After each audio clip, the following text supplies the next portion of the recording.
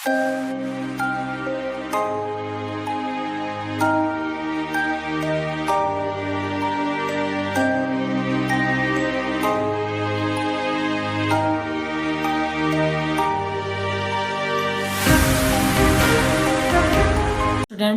जैसे कि अपन 10th के क्लास की ग्रामर के टॉपिक में 2 नंबर का टॉपिक पढ़ चुके थे पैसिव वॉइस, वैसे ही अपन 2 नंबर का टॉपिक एक मॉडल्स का भी है जो कि 9th क्लास में आपका पढ़ा हुआ टॉपिक है।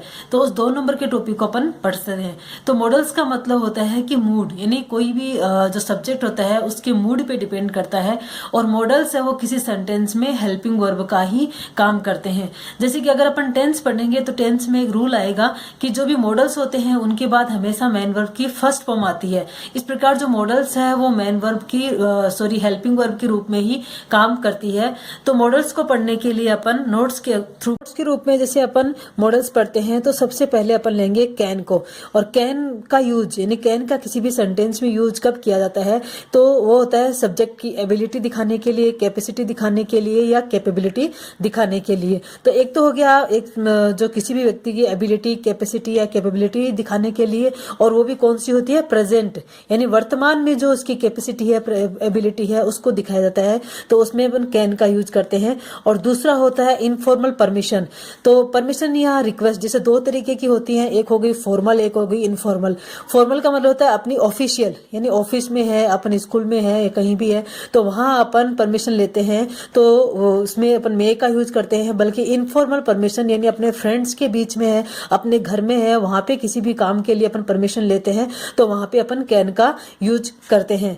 तीसरा हो गया जनरल पॉसिबिलिटी, यानी पॉसिबिलिटी हो गई एक तो सामान्य संभावना, ऐसी संभावना जो सबके साथ हो सकती है, हर किसी के साथ कोई भी काम करने में सक्षम है, तो उसके लिए अपन जनरल पॉसिबिलिटी के लिए कैन का यूज करते हैं। अब इस कैन मॉडल को अपने एग्जाम्पल के थ्रू समझेंगे।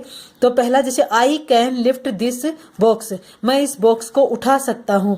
तो यहाँ जो कैपेसिटी है यानी किसी भी व्यक्ति की जो फिजिकल कैपेसिटी है उठाने की, उसको दिखाया गया है। तो जो कैपेसिटी है या कैपेबिलिटी है वो फिजिकली भी हो सकती है या मेंटली भी हो सकती है, तो वहां अपन कैन का यूज करते हैं। तो जैसे आई कैन सोल्व दिस सम, तो यहाँ इस सम को सोल्व करने की जो कैपेबिलिटी है वो आपकी मेंटल एबिलिटी है। तो आपकी जो मेंटल है, फिजिकल एबिलिटी को दिखाने के लिए अपन कैन का यूज करते हैं। एक अपन ने लिया था कि कैन का यूज अपन करते हैं इनफॉर्मल परमिशन के लिए, जैसे can I use your pen, क्या मैं तुम्हारा पेन यूज कर सकता हूं। तो यहाँ पे किसी भी फ्रेंड से परमिशन लेने के लिए या अपने घर में कोई भी काम के लिए परमिशन लेने के लिए अपन कैन का यूज करते हैं। अब देखो, if you don't follow traffic rules, यदि तुम ट्रैफिक रूल्स का पालन नहीं करते हो, road accident can be happen, तो रोड एक्सीडेंट है वो हो सकता है। तो जो रोड एक्सीडेंट होते हैं वो किसी ऐसे नहीं देखते कि ये वीआईपी लोग हैं उनके साथ नहीं होना है, या ये फिर सामान्य लोग हैं तो इनके साथ रोड एक्सीडेंट हो सकता है। तो रोड एक्सीडेंट है वो किसी के साथ भी घटित हो सकता है, यानी ऐसी घटना जो किसी के साथ भी हो सकती है, उसके लिए अपन कैन का यूज करते हैं। तो ये तो था कैन, जहां पे अपन एबिलिटी, इनफॉर्मल परमिशन और जनरल पॉसिबिलिटी, इन 3 चीजों के लिए अपन कैन का यूज करते हैं। इसके बाद में आता है अपना कुड। दूसरा मॉडल है कुड।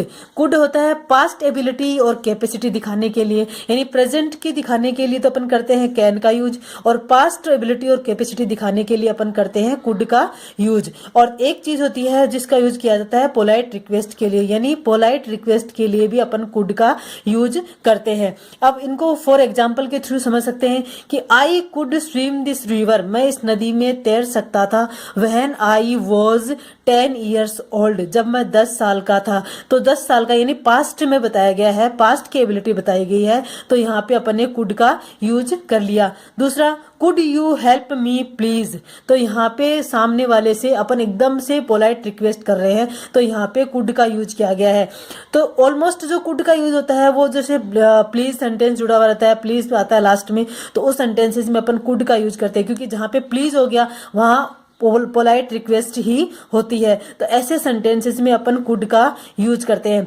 लेकिन एक बात है कि यदि आपने जैसे एग्जाम में आते हैं तो ऑप्शन होते हैं अपने पास, लेकिन यदि आपके सामने कुड ऑप्शन में दे रखा है और आपको एक पोलाइट रिक्वेस्ट का सेंटेंस दे रखा है और एक पास्ट एबिलिटी का सेंटेंस दे रखा है, तो आप वहां पे कुड को प्रायोरिटी कहां पर देखो, पास्ट एबिलिटी के लिए। यानी पास्ट एबिलिटी में कुड के अलावा अपने पास कोई ऑप्शन नहीं रहता दूसरा फिलअप करने के लिए।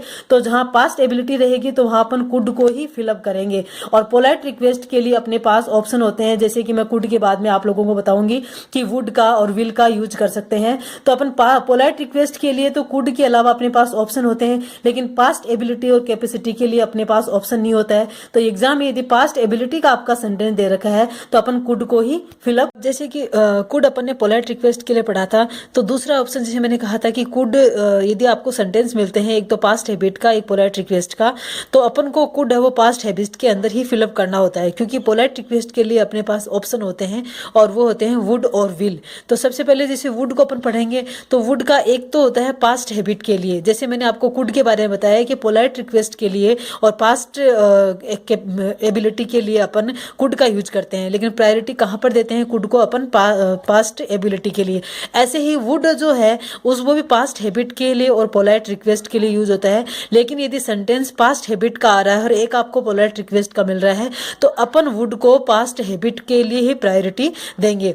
अब इसमें जो पोलाइट रिक्वेस्ट होती है वो कौन सी रिक्वेस्ट होती है? वो प्रपोजल वाली होती है, ऑफर वाली होती है, यानी सामने वाले पे डिपेंड करती है। अपन सामने वाले से उसका प्रपोजल ऑफर देते हैं कि वो उस चीज को मानता है या नहीं मानता। जैसे यू लाइक, यू माइंड, ऐसे जो सेंटेंसेस होते हैं उसमें अपन हमेशा वुड जो होता है मॉडल उसको ही फिलअप करते हैं। एक बार मैंने बताया कि जो प्लीज वाला होता है, यदि प्लीज वाले सेंटेंस में अपन ऑलमोस्ट कुड का यूज करते हैं, लेकिन यू लाइक, यू माइंड वाले सेंटेंस में भी यदि आपके प्लीज आ रहा है तो अपन वुड का यूज करते हैं।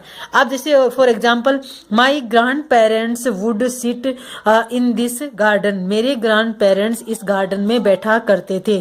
तो ये क्या थे? उनके पास्ट हैबिट है। तो वुड वाली जो पास्ट हैबिट होती है वो प्रेजेंट में भी रह सकती है तो और पास्ट में भी हो सकती है, यानी पास्ट जो हैबिट थी वो आप वर्तमान में भी, प्रेजेंट भी सब्जेक्ट के अंदर रह सकती है। और जैसे पोलाइट रिक्वेस्ट के लिए अपन पढ़ेंगे वुड यू लाइक टी और कॉफी। यहाँ पे जो टी और कॉफी के अंदर जो प्रोपोजल यानी ऑफर दिया गया है सामने वाले को कि वह टी को पसंद करता है या कॉफी को पसंद करता है।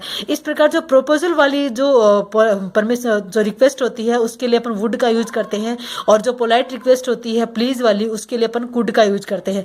अब जो कुड के पोलाइट रिक्वेस्ट के लिए कुड के अलावा अपने पास ऑप्शन हो गया वुड, तो कुड को तो अपन प्रायोरिटी देंगे कहाँ? सबसे ज्यादा पास्ट एबिलिटी के लिए, और उसके बाद में वो आता है पोलाइट रिक्वेस्ट के लिए। और ऐसे ही वुड जो होता है वो पास्ट हैबिट के लिए ज्यादा प्रायोरिटी देंगे, और उसके बाद में आता है पोलाइट रिक्वेस्ट के लिए। और पोलाइट रिक्वेस्ट भी कौन सी होती है? प्रपोजल वाली या ऑफर वाली। और दो चीजें जो यू लाइक, यू माइंड, यानी जहां पे आप अपने सामने वाले को ऑफर दे रहे हो तो वहां अपन वुड का यूज करते हैं।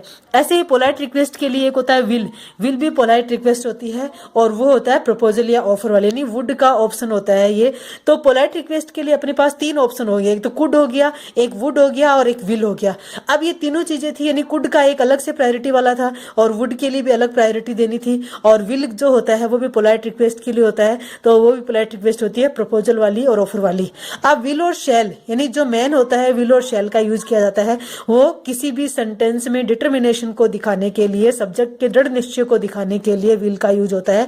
और किसी से प्रोमिस किया जाता है, उस प्रोमिस को पूरा करने के लिए विल या शैल का यूज किया जाता है।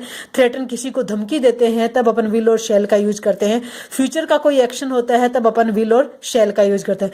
डिफरेंस इतना होता है कि इसमें आई और वी के साथ अपन विल का यूज करते हैं, यानी जहां टेंस में अपन आई और वी के साथ शैल का यूज करते हैं तो अपन मॉडल्स में आई और वी के साथ विल का यूज करते हैं। बाकी जो अदर प्रोनाउन होते हैं उनमें अपन शैल का यूज करते हैं। केवल इसमें यही ध्यान रखना होता है कि यदि आपके सेंटेंस में आई और विल आ गया तो मॉडल के रूप में अपन विल या विल का यूज करेंगे, और अदर प्रोनाउन है तो अपन शैल का यूज करते हैं।